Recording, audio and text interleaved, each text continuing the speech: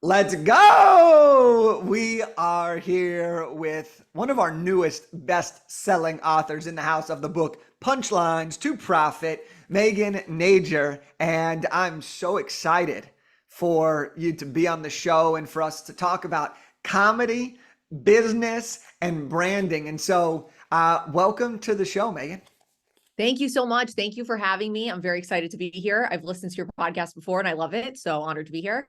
And yeah, you said best-selling author. And I was like, wow, that's cool. Yeah. Yeah, right. Feels good, Yeah. right? Feels good. Yeah. Well, Yeah. look, let's get into it. Okay, your book's punchlines to profit. Okay, I love Yes. the title of the book. I love the cover of your book. I want to know a Thank little you. bit about what is the book all about and kind of what led you to writing it. Yep. Okay. That's a great question. So I was in Hollywood for about 10 years and I'm a SAG actor, writer, producer, comedian. So I spent years doing stand-up comedy, improv, a lot of sketch comedy. And I also loved always creating my own type of content. So after working with a few big production companies, I basically launched my own production company. And I now run a company with my husband that's morphed into not just production, but also digital marketing. And so I've always wanted to write a book. I think since the time I was like 5 years old, to be honest. So this is awesome. So thank you. But I kind of like, and I think I even remember asking you this. I was just like, how do I combine comedy with my business side? Because a lot of times I do feel like I have a split personality. Um, and so after, maneuvering, working with you, I was able to basically find a way to bridge comedy and content creation and branding and digital marketing into one. And it's definitely a unique blend, but it works mainly just because, and not all of our marketing clients, but a lot of them have, they wanted to infuse some of their content, whether it be ads or commercials, with a hint of comedy. It doesn't need to be overt, but yeah, it was just my attempt to bridge these two very different worlds together. And I think you did a great job in the book because I also believe that business should be fun too, right? And when you can add humor, when you can make it fun, and you're not saying go to an extreme here where you have to be like really funny in order to be successful. No, you're saying like there are elements to it that can be infused so that your content doesn't suck, right? So that your Yes. content doesn't turn people away, it brings people in. And so I'm curious because you've had some skits that I think are hilarious that have Yeah. just gone all over the place and people pick it up all the time. They get tons and tons of views. And I'm curious here. When it comes to business Mhm. and content and infusing comedy, what's something like an actionable tip that Mhm. somebody can do, especially if they don't think they're that funny, right? Yes. What can they do? What's one of the things that they can do to help make their content more engaging, leveraging the power of comedy? That's a great question. And in the book, I really break down a ton of different ways. A simple way is to leverage pop culture, which I don't know why that came to me first. It wouldn't necessarily be my like first way of doing it, but for instance, we have a coffee shop client and they don't want to be overtly funny, but they're like, hey, how can we spruce up this commercial for this new drink they had that happened to be pink? And so they were releasing it around when Taylor Swift's Eras tour was going on. So we kind of created this like cute little like punchy commercial basically around the coffee, and everyone had it was we did one for Taylor Swift, I'm sorry, but the one I'm actually thinking of was Barbie. I mixed that up. So we did this with Taylor Swift thing. We also did it with a Barbie one because the movie was going on and a lot of their client base just so happens to be women. And so we were able to bring in elements of like the Barbie movie with this coffee, which again, no one's laughing out loud. This isn't like a knee slap, cracking up, but it was just they really were like, I don't really want to be funny. How can I do something super subtle where also then I'm not on the spot? Like the owner didn't want to get up and start, acting really goofy. So it was a subtle way to leverage pop culture with their products, and then no one had to be on camera because a lot of times people don't want to be on camera themselves and be acting really Mm. goofy or, you know, I get it. If you're not comfortable with just being on camera, it's even harder to then sit there and try to be funny unless you hire an actor. But that's one very simple way. And again, like I said, we did it with the Taylor Swift Eras concert. And again, not super funny, just more lighthearted, I'd say. And I think that's great. There's a couple things here that I think are really interesting. Like I love the camera, right? I love the camera. I love being in front of the camera, but there's a lot of people who don't like doing that. And so Exactly. one thing that I took from what you said is like you don't have to be in front of the camera to make Yep. great content that can actually sell your products or your services. Depending on what you're doing, sure, it can help, but not every piece of content needs to be you talking to your phone and camera. You Exactly. can be someone who leverages the power. This is the second piece. You can be the person who leverages pop culture, which is what everyone's already talking about. You Mhm. can tap into the current conversation, which is often lighthearted, and people often Mhm. have opinions about it. They're often like primed to see it and engage with that type of audience, and you can pull that into your own. Those are two really, really great things for people to recognize. You don't have to be hilarious. You don't have to be in front of the camera every second, but you can still create good, engaging content. Now, Exactly. when when you talked about it, you said you kind of like wanted to write your book your whole life. And I know that we had talked about like, I think you said like you wanted to get your book done like in your 30s, right? Yeah, for some reason, I don't know, I always had that in my mind. Yeah. Yeah. What was like your hesitations when you started the process? Okay, because I remember when we chatted about it, there were definitely a few hesitations. Like, what were some of those hesitations or concerns that you were worried about when you began this journey to fulfill this lifelong dream of yours? Yeah, no, it's a great question. And there were several, I think, and I've talked to other people even in your program that have related to this, but one was being like, just being totally honest, is who am I to write a book? I'm not like an A-list actor. Yeah, I've done a cool stuff in Hollywood. I've been in like shows and commercials, but it's like I'm not Taylor Swift, or I'm not, because we just mentioned her, but like I'm not this big, super famous person. So a lot of that almost feeling like the imposter syndrome, if you Yep. know that. And so that was one. And then two, also just, which is funny because we help a lot of our clients with this, but feeling like I'm not necessarily an authority in my field. And I just kind of had to talk to myself, like I would talk to even some of our clients who want to get published in things or want to create their own videos. And it's like, you, even if somebody else knows more than you have a very unique take on a certain subject. So it's going to be different. It's going to be, interesting, and someone out there will benefit from hearing about it. So Yeah. it came down to those few things. And then, yeah, just, I guess, feeling like not worthy of writing a book a little bit. Hmm. It's interesting as you say that because who you became in this process evolved a ton as you Yeah. wrote this, right? And the thing that you said, like none of those things are unique to one person. Most people, when they get ready to write a book, they have some form of that feeling. Who am I to write this book? Is it the right time? Am I the actual authority? Like, do I have enough to say? Like, who's going to listen to me, right? And it's through the process of actually doing the work, of actually understanding. And I think one of the biggest things is around creating the clarity, right? Creating the clarity around how does your story combine with the work that you do. Hmm. Once you've figured out, because that was also something, right? Kind of all into this is, okay, how do I take my two separate lives Yep. and how do I mesh them together? What was your experience like as we helped you kind of formulate that and bring it all together? How did it shift in your mindset of like, oh shit, should I be doing this to I'm doing this? Like, hell yeah. Yeah. Yeah. Well, one, you're phenomenal at this. So, and your whole team is, and you guys have been really encouraging and helpful whenever, I was having doubts, other people are. But also, I think when I finally did bridge the two worlds together, it made me realize like, oh, I do have a really unique perspective in that who's a comedian and then also owns a marketing company. Like even now when people hear that, they're like, what? And I actually used to be embarrassed of that. And I used to put my Instagram on private and I didn't want our clients to see it. But then a few of them did see it and they were like, oh, wait, I like this. And also, like a bunch of your videos have gone viral. So that's cool. Like maybe we can make some funnier videos. And it basically was validating when I realized that it is a very unique and not everyone's going to have that experience to tell. It definitely took a while, and it took a while of like fleshing out my ideas and trying not to go in, because either at one point I was going to either go straight into digital marketing or just straight into comedy. So when I did find that pathway, I started feeling a lot more confident and realized like, oh, there is a way to do this. And even me as a person, makes more sense now, because I'm like, oh, you can have these two different, everyone has different elements to themselves, but this can be bridged together and you don't need to live in these two very distinct worlds all the time. It's interesting that you say that. Who do you think throughout writing this process, who do you think you became, or what might have changed with you and your mindset, or anything? Did any shifts happen for you? Yeah.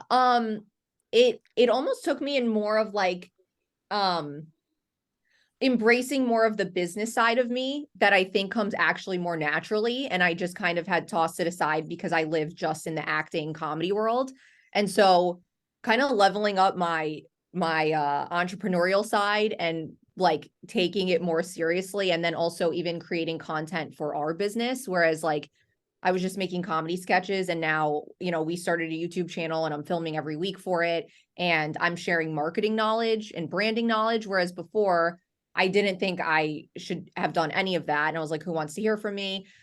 So it gave me more confidence in that realm, if that makes sense. Makes a ton of sense. It makes a ton of sense. How did, let's talk about your launch, and let's talk about how that felt. Like, you launched your book, and like just instantly, because of some of the categories you were in and some of the ways that you leveraged your audience, which you have a great audience that was engaged. Like, what did it feel like when you actually launched your book? It was live and you started to see people downloading it and buying it. Like, what was that experience like for you, once you got to that point? It was really cool. And I'm going to be totally honest, leading up to it, I was freaking out. I don't know why. Right before, when the formatter had my book, they had it for longer than I thought. So I guess it gave me more time to ruminate, but I was really stressing out. And again, went through no one's going to buy this, and this is silly. And who am I to talk about comedy or content creation, blah, blah. But the week of, I was like, you know what, I'm just going to do it. And also I got distracted because I ended up booking a Google Chrome commercial, which was cool. But that was actually a good distraction, so I didn't have to dwell like all day waiting. So what I did is I gathered my launch team, like you said, and after, you instruct us to basically put together a group of people who will help promote your book or share it, buy it, etc. So once I had that group, I felt a lot better when people were like, yeah, of course, I'd love to share it. You get some positive feedback, so that was good. And then another, like a friend who I actually know from only Instagram, he ended up sharing it with a newsletter that has like 250,000 readers. And he put this like whole page out on it, which just was like, I'm still blown away because I didn't even mention my book to him, which was really, really nice. So I saw that. That was really exciting. And then I kind of just texted everyone I knew, my parents, my sister, and I was just like, okay, it's out of my hands now. I had to go act. And I was just thrilled when actually you put it in our group and it hit bestseller. So it was like a lot of buildup, me being terrified, and then you start getting some positive feedback and you're like, oh, okay, this is working. It's good. Yeah, it's so funny when I get to hear, like, because I see one side of your launch, right? I know Yeah. what you're doing to prep. I see what happens. I'm watching it. Our team's watching it. We're supporting you. We're promoting it. And then as you're saying that, I get to also remember that you're living this for the first time, right? Yeah. Like, we've done a lot of launches now, so we know what's happening at every moment. But this is your first time launching it. And it brings me back to my first book, because when I started writing the book, I had all the same doubts and insecurities of, who am I to write this book? Like, I'm 22 years old. Like, I don't even know what I would write about, all these things. And then when I got ready to launch my first book, I remember that like 2 week span from the time that it's like you've set the launch date, you've set everything. That's when you start to like panic, because you're like, holy shit, like, it's actually happening. Like, Mhm. I've said it, the book's done, like, and now you're like, wait, it really is here. Like, I can't, like, I'm not saying like, oh, I'm writing this book and it'll come someday. It's here. And for you, it was at the formatting stage, because once you got that back, you knew it was showtime. And I'll never forget, I was going through that same exact thought process. Nobody's going to buy this thing. Should I just give it up right now? Like, if I don't launch it, no one has to know that I didn't sell any copies. And I just remembered that my dad, and this is one of my favorite things that he said and shared. He's like, whether you sell 5 copies or 5 million copies, great and unexpected things are going to happen. Oh, I love And it. just by doing that and putting yourself out there and being vulnerable and owning it, life has a funny way of working itself out, right? You happen to land that commercial in that time frame. Yeah. Pretty impressive. Like, could it have been a month before, a month after? Yeah, but it happened right in that moment. That's Yeah. an awesome win, right? The book comes out, you get featured in this huge newsletter. That's awesome. Your community rallies around you. That's awesome. And so I personally just want to say to you, like, way to go. Like you did the damn Thank thing, you. and it did really well. And I want to know now, as you look ahead, right? As you Mhm. look ahead for this book, like, what are you planning? How are you planning on doing some really cool things with it? What are you already seeing shift in terms of how people are viewing you, viewing your book, viewing your company? Like, what are some of the things that's happened now that the book's out? It's a great question. Yeah, and also, yeah, I relate to all of that. That's exactly how I felt. I have a book signing coming up. That Misty, actually, another girl in our program, she said she was doing, and then she's like, this worked out really well. So I was like, I'm gonna try it. So I have a book signing with a local bookstore on in 10 days, April 19th. So that's exciting. And then I've been teaching this improv class for business owners, which is I didn't expect to do as well. That was kind of something else that came out of this. And so we have a big showcase, so I'm going to promote my book there. That's going to be It's a longer class, so that's going to be towards the end of May. I am going to basically I really want to start getting into speaking. That's like my next step. I've done some research, but I need to do more for that. And I'd like to use this as, still continue to use it as a lead magnet to get more clients, basically. And I've even shifted in terms of thinking possibly doing some more consulting for people rather than just like done for you stuff with our Hmm. company. Whereas I run with my husband, whereas he could do the more done for you stuff and I could do Yeah. more consulting, which would include if you do want to throw comedy in your content, sure. So there's so many different directions I want to take it. I actually have been overwhelmed by it, but things are happening. Do you find that now that it's out, there's not just more possibilities, but there's also more possibilities that you believe are actually realistic now that you have the book and like now that you are the authority on this book? For sure. Like I've always wanted to do speaking engagements and I feel comfortable on stage. I like being on stage, but what I was missing was what I was going to talk about. Besides just doing a stand-up set. So this was like now I'm like, "Oh, I could actually really do that now and I'd feel confident." Whereas probably for the past decade I've wanted to do that and haven't really felt ready, and now I do. So that's been Hmm. big for me. I love it. I want to dig into the book for a couple more minutes here as we kind of head to the back section of this conversation. And when I look at the table of contents, there's chapters. I mean, there's a lot of great chapters here, but chapter 6 is about different types of content to make. Mhm, Okay. Chapter 5 is how to get content ideas flowing. I'd mhm. love for you to give us a little sneak peek into some of the things that we should know when it comes to different types of content, maybe how to create a couple of ideas. Like, I know you gave us the reference earlier, but I'd love to dig into that a little bit more and let you kind of just riff a little bit so that we can know after listening to this, hey, these are the types of content I should be considering if I'm running my business. Yep. Okay, so all great questions. And I really do try to it's half of my book is more I'd say artsy, if you will. I talk about getting in the mindset, how to get your creative juices flowing. So that's really helpful and more abstract. And then, like you said, chapter 6, when I say different types of content to make, there's so many different types of content. And I go in and I give examples with each one. But for instance, one of the easiest ways to get started making content is to create educational content. So, and you're really great at doing this. You obviously are a fantastic book coach. You have a amazing program. And so, your videos are educating people on what to expect through the book process, Yeah. how to even get started, just all these different actionable tips. So and that could be no matter, you could do that whether what with whatever type of company you have. We have a few CBD clients and they wanted to start creating content, didn't really know where to begin. So we were like, hey, and educational content is really one of the easiest ways to get started. So we're like, hey, let's outline 10 videos of educating people on different cannabinoids and the health benefits from them. They're like a very medicinal type of company. And so, even just a 30-second video on how CBD pain cream is great for inflammation. And even if the owner didn't want to be on camera, one of the girls in his office loves being on camera. So she hopped on camera, made a few videos. We knocked out 10 videos in a couple hours. And that's a super easy way to get started. Another, I'm literally looking at it now. Storytelling, I love. So anything that's really true to you and your company or your brand is really powerful. I think people really love authenticity right now. So we have just as an example, a coffee shop company that did the Barbie and Taylor Swift thing, but they have a really interesting story. Their name is the Guggen, and they're based in South Florida. And a Guggen is actually somebody who is just a total mess up on the water.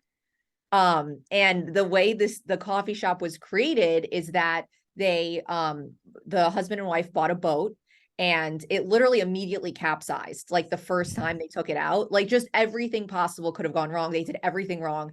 And they had always wanted to start a coffee shop, but boating, they were going to attempt first.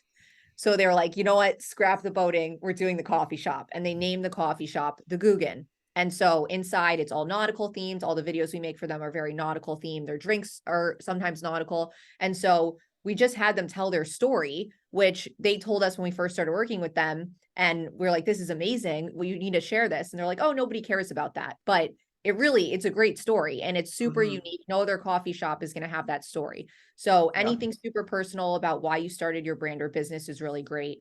And then I'll give you one other, behind the scenes stuff is really good. Again, really letting people in on what you do. We do it with our marketing company on different shoots. I'll go, and while my partner is filming, like, making the high quality content, I'll do some BTS stuff or even interview people about what we're doing, and just show behind the scenes and the before and after. And it gets people to see a really, authentic view of your brand or business. So those are three. I think there's a ton of other ones. There's interviews are always good with employees, your customers, etc. Again, trending topics or news is good, leveraging that. And you can, like, if you just stick to these types of content, you can come up with hundreds of video ideas. You won't run out. I love it. I love it. And that's why everyone got to go get a copy of their Go book, get it. Punchlines of Profit. So, Megan, how do we connect with you? How do we work with you? How do we get the book? Tell us where to go. Give us the goods. Yes. Okay. So you can go to get the book. You can go on Amazon directly, Punchlines to Profit, it'll come up, or you can go to punchlinestoprofit.com. It has all the info about me and my book, my background, and then also links to my marketing and production company, which is called Wake and Make Media. So you can go to punchlinestoprofit.com or wakeandmakemedia.com. And then also you can follow me on Instagram at Wake and Make Media or Megan Makes Comedy if you want to see my sometimes embarrassing sketches. That's awesome. That's awesome. So look, I just want to say thank you for being on the show. It's been a privilege to watch you go through this entire process from the conversations of Jake. How in the world can I combine these two personalities of me? I don't even want my Instagram public right now. Now you're promoting both Instagrams. You're doing great things. You've got a best-selling book. You're showing people all around how to infuse comedy into their content strategy for business growth. And I love it. And so for everyone that is listening to this, here's my challenge to you. We do a challenge at the most of our episodes. And here's my challenge to you today. I'm going to keep it easy for you guys because at the end, Megan gave us a few different types of content, right? Storytelling, interviews, educational, behind the scenes. Okay. My challenge to you is take one of those 4 ways and create your first video right now and just get it going. Okay. Do that right after you listen to this episode. You're fired up, excited. Take one of those pieces and do it. 60 seconds, boom, film it and rock and roll. It's not about being perfect. It's about executing. It's about starting somewhere. It's about doing the damn work. So, Megan, thank you for coming on the show. And everyone who listened to this, thank you for being here today. We'll see you on the next one. Thank you so much.